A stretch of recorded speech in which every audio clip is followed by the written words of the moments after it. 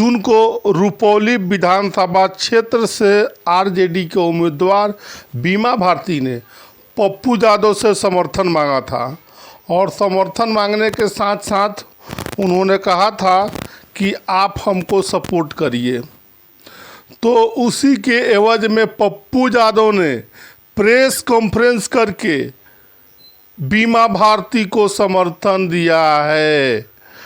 और आपको बताते चले कि निर्दलीय सांसद अब आखिरकार पूर्णिया के निर्दलीय सांसद पप्पू यादव जी बीमा भारती को आरजेडी के कैंडिडेट को अब समर्थन दिया है। और पप्पू यादव ने क्या कहा है कि राजनीति में बड़ी विचारधारा होती है और मेरी विचारधारा एनडीए की नहीं है, मेरी विचारधारा कांग्रेस की है, मैं एनडीए के साथ नहीं रह सकता हूं। आज राजनीति में उन्होंने ये भी कहा है कि आज राजनीति में विचारधारा विलुप्त हो रही है, मैं राजनीति के विचारधारा का वाहक हूँ, मैं कांग्रेस के विचारधारा के साथ हूँ और इसलिए मेरी प्रति तमाम निजी नफरत को खारिज करते हुए रुपौली विधानसभा क्षेत्र में कांग्रेस समर्थित उम्मीदवार को मेरा पूर्ण समर्थन है। प्रेस कॉन्फ्रेंस कर पप्पू यादव ने कहा है कि मैं कई बार कह चुका हूं, जो लोग राहुल गांधी, प्रियंका गांधी और सोनिया गांधी और कांग्रेस की विचारधारा को मानते हैं, मैं उनके साथ हूं। निर्दलीय और एनडीए के लोग की मेरी विचारधारा नहीं मेल खाती है और पप्पू यादव के साथ नहीं हो सकते हैं। तो आपको अभी सुना आपने पप्पू यादव ने क्या कहा है रुपौली विधानसभा को लेकर। उन्होंने कहा है कि कांग्रेस की विचारधारा के हम साथ हैं। लालू यादव ने फ़ोन पर बात किया, तेजस्वी यादव ने भी फ़ोन पर बात किया, प्रियंका गांधी ने भी फ़ोन पर बात किया।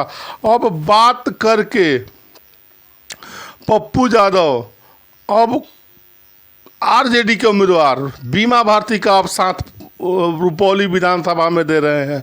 वही बीमा भारती जो कि पप्पू यादव के खिलाफ पूर्णिया से चुनाव लड़ती हैं और पूर्णिया से चुनाव लड़कर उनको हराने का काम करती हैं, लेकिन पप्पू यादव निर्दलीय चुनाव जीत जाते हैं।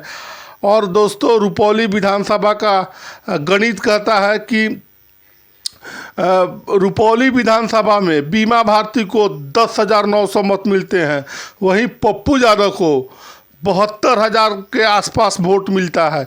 वहीं निर्दलीय और उसके बाद आपको संतोष सिंह कुशवाहा एनडीए समर्थित उम्मीदवार को लोकसभा चुनाव में, अभी जो हम आंकड़े बता रहे हैं लोकसभा चुनाव के आंकड़े हैं, लोकसभा चुनाव में पप्पू यादव को 72,000 वोट मिलते हैं और एनडीए समर्थित संतोष सिंह कुशवाहा को 97,000 वोट मिलते हैं। तो अब आंकड़े से समझ सकते हैं कि रुपौली विधानसभा सीट कहाँ जा रहा है। और दोस्तों, और बताते चलें कि रुपौली विधानसभा में अब 10 जुलाई को चुनाव है। सारी जो खेला होना था अब खेला हो चुका है। पप्पू यादव पूर्णिया में के जो सांसद हैं वो बीमा भारती के साथ अब आ चुके हैं और उधर नीतीश कुमार ने भी ताबड़तोड़ रैली की है रुपौली में। और रुपौली विधानसभा में चिराग पासवान ने भी बहुत तगड़ा रैली की है, लोगों को हुजम बढ़ पड़ा है। लेकिन आने वाले 10 तारीख को जब वोट पड़ेगा, ईवीएम में मत कैद हो जाएगा, तो उसके बाद गिनती होगा, तब मालूम चलेगा ऊँट किस करवट बैठता है।